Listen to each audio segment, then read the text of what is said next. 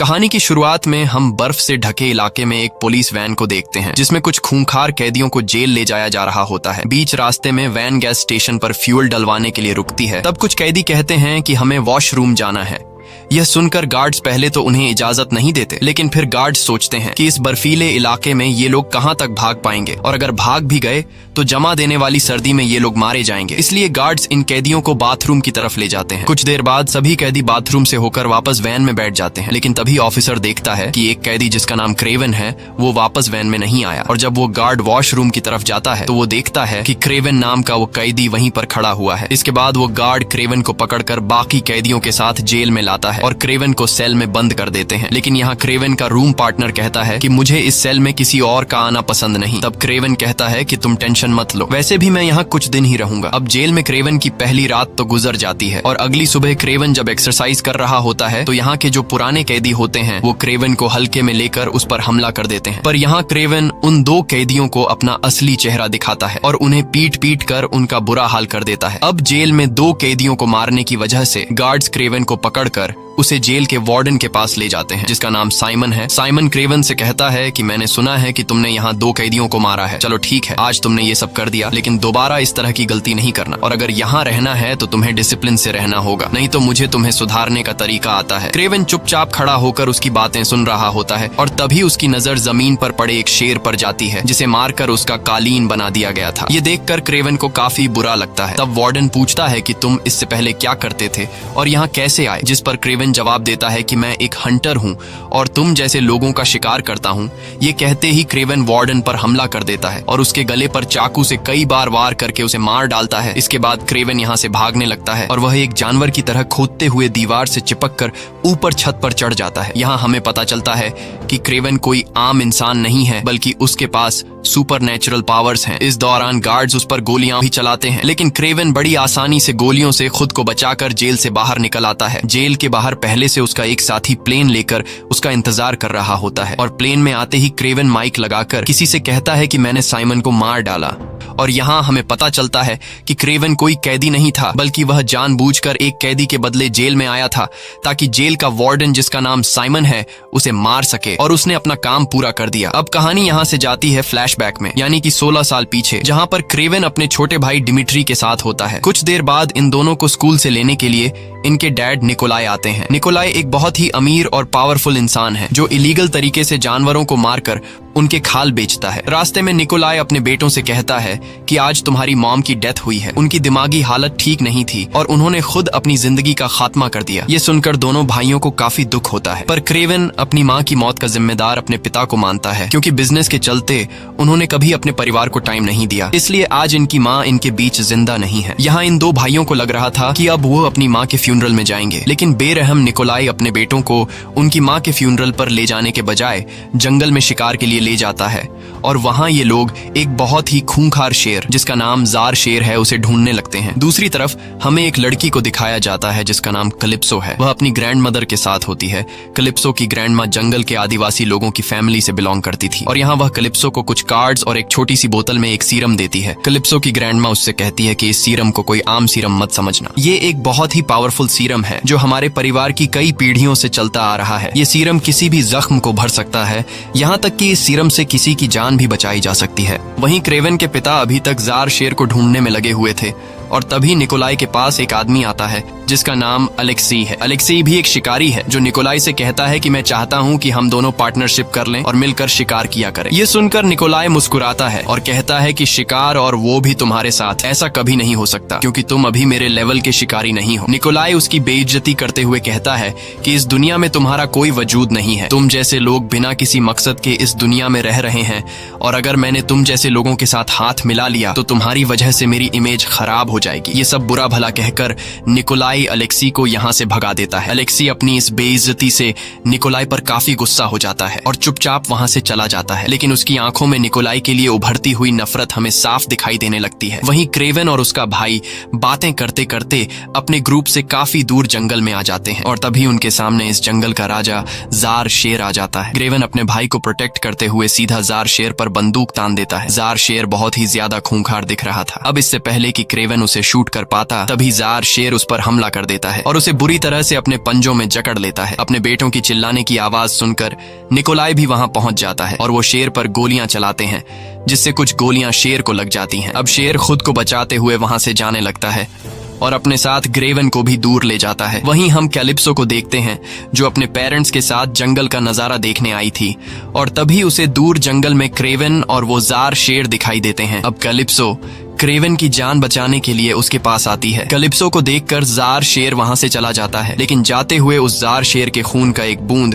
Kraven के जख्म में गिर जाता है। क्रेवन को घायल हालत में देखकर कैलिप्सो को कुछ समझ नहीं आ रहा था कि क्या करना चाहिए और तभी उसे अपनी दादी का दिया हुआ सीरम याद आता है जिससे हर जख्म को भरा जा सकता था। कैलिप्सो जल्दी से इस सीरम को निकालकर क्रेवन को पिला देती है, पर क्रेवन को होश नहीं आता। कुछ देर बाद वहाँ एक हेलीकॉप्टर आता है और क्रेवन को हेलीकॉप्टर में लेकर सीधा हॉस्पिटल में एडमिट कर दिया जाता है, जहाँ डॉक्टर्स क्रेवन को बचाने की पूरी कोशिश करते हैं, पर क्रेवन सांस नहीं ले रहा था। जिसके बाद डॉक्टर्स हार मान जाते हैं और क्रेवन को मरा हुआ समझकर चले जाते हैं। पर अगले ही पल क्रेवन की आंखें खुल जाती हैं और उसकी आंखें अजीब सी चमकने लगती हैं। दरअसल उस जार शेर के खून और कैलिप्सो ने जो उसे सीरम पिलाया था यह उसी का कमाल था। और अब क्योंकि शेर का खून उसके डीएनए के साथ मिक्स हो चुका था, इसलिए बहुत ही जल्दी उसके जख्म भरने लगते हैं और क्रेवन बहुत ज्यादा ताकतवर हो गया था। यह सब देखकर डॉक्टर्स भी परेशान थे और उन्हें समझ नहीं आ रहा था कि आखिर यह सब कैसे हुआ। जिसके बाद निकोलाई अपने बेटे को घर ले जाता है। घर आकर निकोलाई क्रेवन से कहता है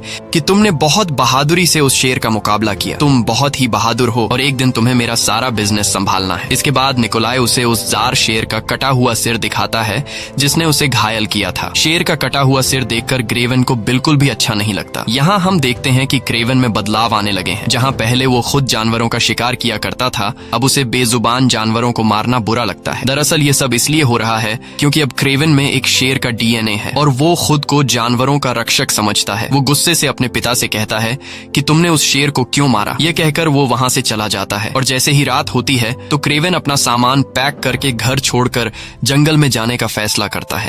और जैसे ही वो घर छोड़कर निकलने ही वाला होता है तभी उसके सामने उसका भाई डिमिट्री आ जाता है। वह कहता है कि मॉम भी मुझे छोड़कर चली गई, डैड मेरी रिस्पेक्ट नहीं करते, सिर्फ एक तुम ही हो जिसके साथ मैं अपने दुख दर्द बांटता हूँ और अब तुम भी मुझे छोड़कर जा रहे हो। क्रेवन कहता है कि अगर मैं यहाँ पर रहा तो मेरे पिता मुझे भी एक शिकारी बना देंगे, मुझे भी मासूम जानवरों को मारना पड़ेगा जो मैं नहीं करना चाहता, इसलिए मुझे यहाँ से जाना पड़ेगा। ये कहकर वो वहाँ से निकल जाता है और सीधा जंगल में आता है। जंगल में आते ही उसे कुछ अजीब सी आवाजें सुनाई देने लगती हैं। वह देखता है कि उसके सामने से जंगली भैंसों का एक झुंड उसी की तरफ दौड़ता हुआ चला आ रहा है। यह देखकर क्रेवन बहुत ज्यादा घबरा जाता है और उसे लगने लगता है कि आज उसका आखिरी दिन है, इसलिए वह अपनी आंखें बंद करके नीचे झुक जाता है। पर जब वह अपनी आंखें खोलता है तो वह देखता है कि सभी भैंसे उसको बिना छुए उसके आसपास से निकल जाते हैं। दरअसल उन जंगली भैंसों के लीडर ने क्रेवन के सामने खड़े होकर उसे प्रोटेक्ट किया था और वह भैंसों का लीडर क्रेवन को इस जंगल का राजा मान रहा था। इसके बाद क्रेवन जंगल में आगे बढ़ने लगता है और वह उस जगह पर आता है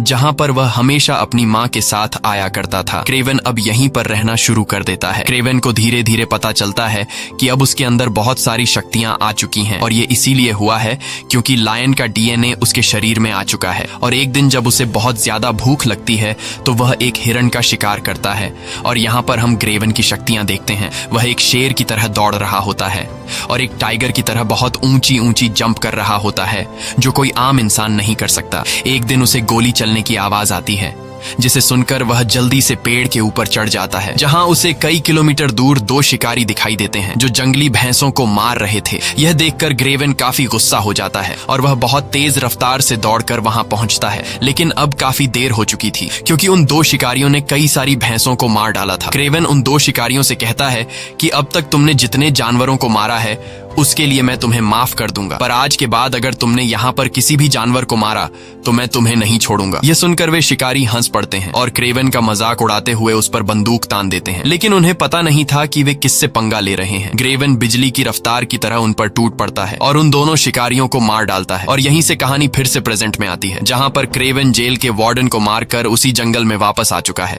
जहाँ पर वह पहले रहा करता था। अगले दिन उसे पता चलता है कि फिर से जंगल में कुछ शिकारी आए हैं जो जंगली भैंसों के सींग काट कर उन्हें ले जा रहे हैं। लेकिन इससे पहले कि वे शिकारी यहाँ से निकल पाते, तभी उनकी गाड़ी के सामने क्रेवन आकर खड़ा हो जाता है। दरअसल क्रेवन में एक शेर का डीएनए होने की वजह से अब वो खुद को इस जंगल का राजा समझता है और उन शिकारियों को यहाँ से निकलने से रोक लेता है। तभी शिकारियों का लीडर गुस्से में अपने ड्राइवर से उस पर गाड़ी चढ़ाने को कहता है और ड्राइवर सीधा जाकर क्रेवन पर गाड़ी चढ़ा देता है। लेकिन क्रेवन गाड़ी के नीचे से निकलकर उन लोगों पर हमला कर देता है और एक एक करके सभी को मार डालता है। लेकिन एक शिकारी वहां से निकल जाता है। तभी क्रेवन अपने लायन विजन से भागने वाले शिकारी की गाड़ी का नंबर नोट कर लेता है और वह शिकारी अपने बॉस के ऑफिस में जाकर उसे सब कुछ बता देता है। लेकिन तभी हम देखते हैं कि क्रेवन उसके पहुंचने से पहले ही वहां आ पहुंचा और उसने शिकारी के बॉस को भी मार दिया और यहाँ क्रेवन उस शिकारी को भी मार डालता है। वहीं हम कैलिप्सो नाम की उस लड़की को देखते हैं जिसने क्रेवन को सीरम पिलाकर उसकी जान बचाई थी। कैलिप्सो अब एक वकील बन चुकी है और आज वह अपनी एक दोस्त के फ्यूनरल पर आई होती है जिसके साथ सिमियोन ने जबरदस्ती करके उसे मार दिया था। सिमियोन वही जेल का वार्डन था जिसे क्रेवन ने जेल में मारा था और अब क्रेवन कैलिप्सो के पास आता है। दरअसल क्रेवन इस कार्ड को फॉलो करते हुए कैलिप्सो के पास पहुंचा था। यहाँ क्रेवन कैलिप्सो को बताता है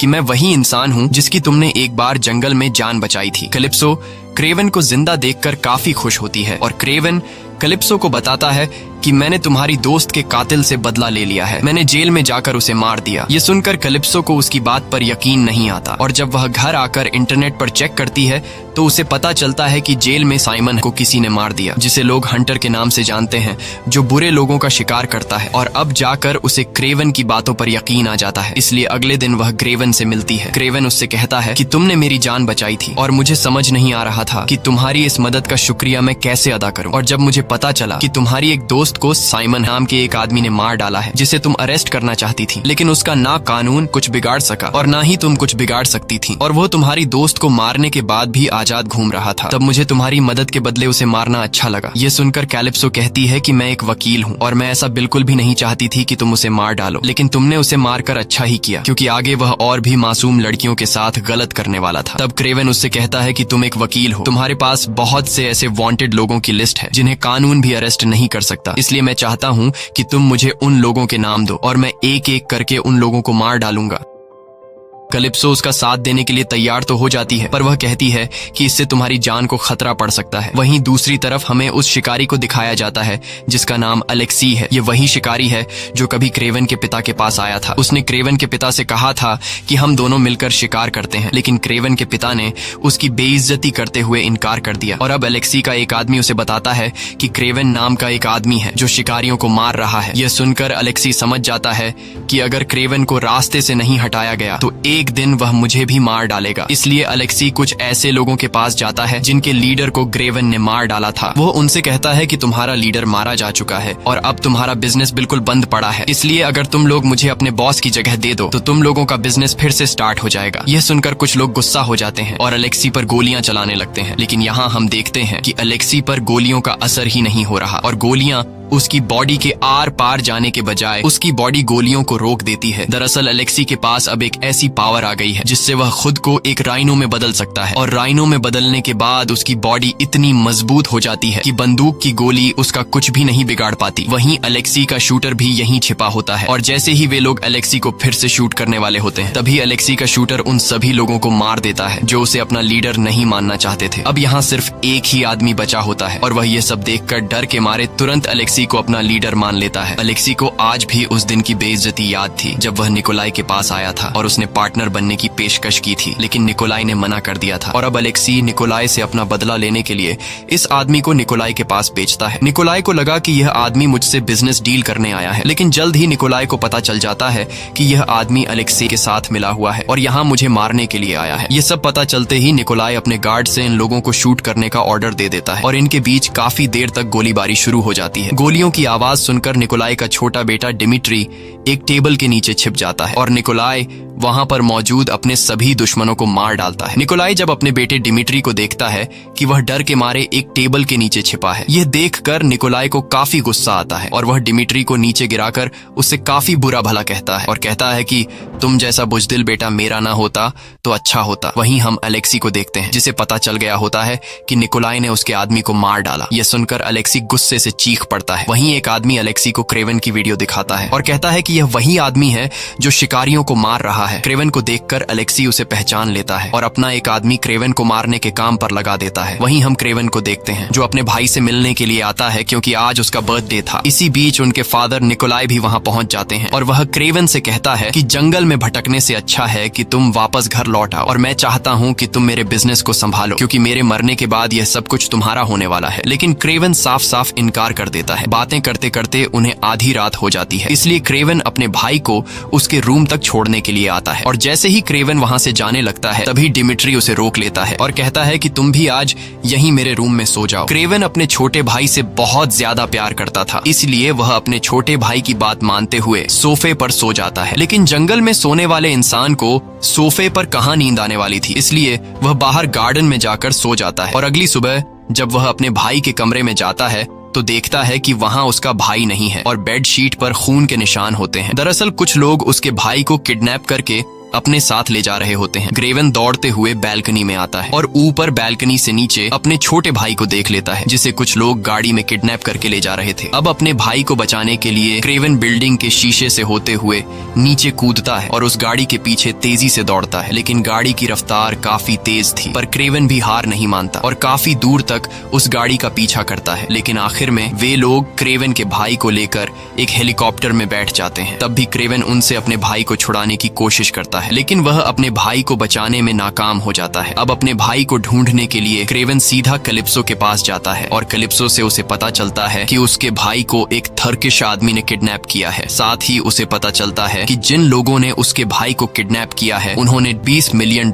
की डिमांड की है। क्रेवन के पास तो इतने पैसे नहीं थे, इसलिए वह सीधा अपने पिता के पास जाता है और उससे कहता है कि मुझे $20 मिलियन चाहिए अपने भाई को छुड़ाने के लिए। लेकिन निकोलाई पैसे देने से इनकार कर देता है क्योंकि उसे लग रहा था कि अगर मैंने पैसे दे दिए तो मैं उनके सामने कमजोर दिखूंगा और मैं आज तक किसी के भी सामने झुका नहीं हूँ, इसलिए वो पैसे देने से इनकार करता है। उन किडनैपर्स ने निकोलाई को डिमिट्री की एक कटी हुई उंगली भी भेजी थी, ये साबित करने के लिए कि तुम्हारा बेटा खतरे में है। लेकिन बेरहम निकोलाई को इससे कुछ फर्क नहीं पड़ रहा था और अब क्रेवन जो अपने भाई से बहुत ज्यादा प्यार करता था वह अपने भाई को ढूंढने लग जाता है और कैलिप्सो की मदद से उसे उन किडनैपर्स का एड्रेस भी मिल जाता है और वहां पहुंचकर क्रेवन एक एक करके सभी गार्ड्स को मार डालता है। आखिर में क्रेवन उस किडनैपर को भी पकड़ लेता है जिसने उसके भाई को किडनैप किया था। क्रेवन पहले तो उसे बुरी तरह से मारता है और फिर उससे पूछता है कि मेरा भाई कहाँ है। तब वह टर्किश आदमी बताता है कि इस वक्त तुम्हारा भाई अलेक्सी के पास है। वहीं अलेक्सी को दिखाया जाता है जिसके पास इस वक्त क्रेवन का भाई होता है। अलेक्सी डिमिट्री पर बंदूक तान कर उससे क्रेवन का पता पूछता है, लेकिन डिमिट्री उससे कुछ भी बताने को तैयार नहीं होता। अब अलेक्सी चालाकी से काम लेते हुए डिमिट्री को बहकाने की कोशिश करता है और उससे कहता है कि तुम्हारा भाई क्रेवन सभी शिकारियों को एक एक करके मार रहा है और आखिर में वह तुम्हारे पिता को भी मार देगा और तुम्हारे पिता के मरने के बाद तुम्हें ही तो उसका सारा बिजनेस संभालना है। अलेक्सी अपनी पीठ में लगी एक पाइप को जोड़कर डिमिट्री को अपनी राइनो में बदलने वाली पावर दिखाकर कहता है कि मुझे पता है कि तुम कमजोर हो और तुम्हारी बात घर में बिल्कुल भी नहीं सुनी जाती, लेकिन अगर तुमने मुझे अपने भाई का पता दे दिया तो मैं तुम्हें एक खास पावर दे सकता हूँ। ये सुनकर डिमिट्री एक ताकतवर इंसान बनने की चाहत में अलेक्सी को अपने भाई क्रेवन का पता दे देता है। वहीं हम क्रेवन को देखते हैं जो कैलिप्सो को लेकर अपनी जगह पर आता है जहां वह पिछले 16 सालों से रहता है। उसने यहां बहुत अलग अलग हथियार बनाए होते हैं और अब वह किसी भी तरह से अलेक्सी को मारकर उससे अपना भाई छुड़ाना चाहता है। वहीं अलेक्सी को डिमिट्री से क्रेवन का लोकेशन पता चल गया होता है और अलेक्सी अपने एक खास आदमी को क्रेवन को मारने के लिए भेजता है और वह आदमी क्रेवन को पकड़ने के लिए अपने कुछ साथियों के साथ जंगल में जाल बिछा देते हैं। लेकिन जल्द ही क्रेवन को दुश्मनों के बिछाए जाल के बारे में पता चल जाता है और वह एक एक करके वहां मौजूद सभी लोगों को मार डालता है। इस दौरान जंगल के जानवर भी क्रेवन की मदद करते हैं और वहां मौजूद लोगों पर हमला कर देते हैं। वहीं अलेक्सी का वह खास आदमी क्रेवन के सामने आता है जिसके पास हिप्नोटाइज करने की पावर है और वह आदमी क्रेवन को एक जहरीली इंजेक्शन से शूट कर देता है जिससे क्रेवन को अजीब से विजन्स आने लगते हैं और क्रेवन अब पूरी तरह से उस आदमी के वश में हो जाता है। लेकिन इससे पहले कि वह आदमी क्रेवन को मार पाता तब कैलिप्सो क्रेवन की मदद करती है और उस आदमी को सिर में तीर मारकर उसे खत्म कर देती है, जिसके बाद वह क्रेवन को होश में लाती है। वहीं अलेक्सी को दिखाया जाता है जो अपने लोगों के साथ जंगल में आता है। अलेक्सी काफी खुश खुश होता है क्योंकि उसे लग रहा था कि अब तक उसके आदमी ने क्रेवन को मार दिया होगा, लेकिन उसकी ये खुशी जल्द ही मुसीबत में बदलने वाली थी। तभी वह देखता है कि जानवरों का एक बहुत बड़ा झुंड उसकी तरफ आ रहा है। अब इससे पहले कि वे भैंसें उनकी गाड़ियों को टक्कर मारकर उन्हें कुचल देती, तब अलेक्सी जल्दी से अपने कमर में लगे पाइप को खोल लेता है, जिससे वह राइनो में बदलने लगता है। भैंसों की टक्कर से अलेक्सी के बाकी साथी तो मारे जाते हैं, लेकिन अलेक्सी को कुछ नहीं होता क्योंकि अब उसकी बॉडी काफी मजबूत हो चुकी थी। और इसी बीच क्रेवन भी वहां आ जाता है। अब यहाँ इन दोनों के बीच फाइट छिड़ जाती है और काफी देर तक इनके बीच जबरदस्त फाइट होती है। पर अलेक्सी पर क्रेवन के हमलों का कुछ असर ही नहीं पड़ रहा था क्योंकि उसकी बॉडी लोहे से भी ज्यादा सख्त हो चुकी थी और अब वह क्रेवन को पीट पीट कर उसकी हालत खराब कर देता है। लेकिन क्रेवन भी हार नहीं मानता और अलेक्सी से लड़ता रहता है। पर अलेक्सी की ताकत के सामने क्रेवन कमजोर पड़ रहा था, इसलिए अलेक्सी क्रेवन को उठा उठा कर पटकता है।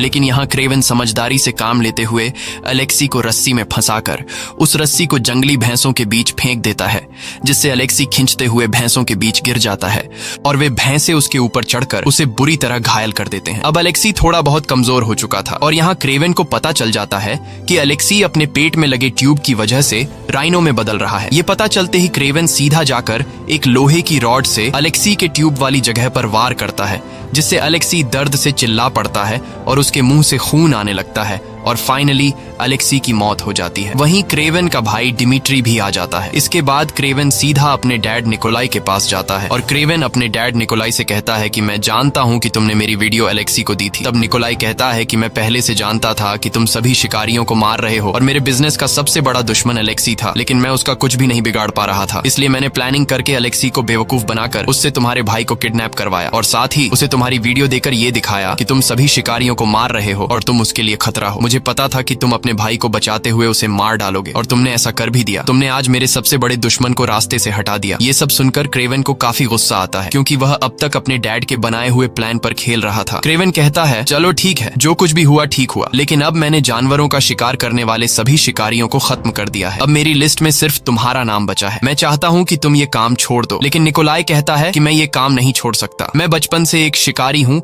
और एक शिकारी ही बनकर रहूंगा और अब तो तुमने मेरे सारे दुश्मनों को भी मार डाला है, इसलिए अब मैं सबसे पावरफुल शिकारी बन गया हूँ। ये सुनकर क्रेवन चुपचाप वहाँ से जाने लगता है। क्रेवन के जाते ही एक जंगली भालू निकोलाई पर हमला करने के लिए आगे बढ़ता है। तब निकोलाई जल्दी से अपनी गन निकाल लेता है, लेकिन जब वह गन की बुलेट्स चेक करता है तो उसमें गोलियां नहीं होती क्योंकि वे गोलियां क्रेवन पहले ही निकाल चुका होता है। यहाँ हमें पता चलता है कि क्रेवन के कहने पर ही उस भालू ने निकोलाई पर हमला किया और उसे मार डाला। इसी के साथ ये कहानी खत्म हो जाती है। अगर आपको ये वीडियो अच्छी लगी हो तो हमारे चैनल को सब्सक्राइब और वीडियो को लाइक जरूर कीजिए।